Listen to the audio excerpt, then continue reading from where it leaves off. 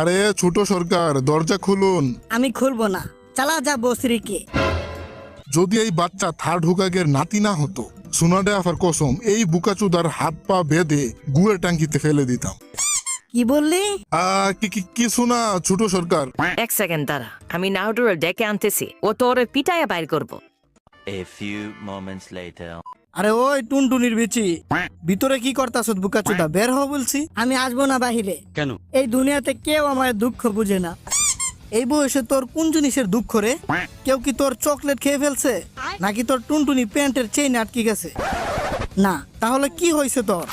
আরে নারুটো, আমি এই জিনিসটা বুঝতাছি না। যেই মহিলা সারা দিন বাংলা খায়, লাল পানি খেয়ে নেশা করে টাল হয়ে পড়ে থাকে, আর ফুটপাতে বাস কন্ট্রাক্টরের সাথে জুয়া খেলে, এরকম মহিলাকে কোন বুকাচুদায় হুকাগে বানাইছে?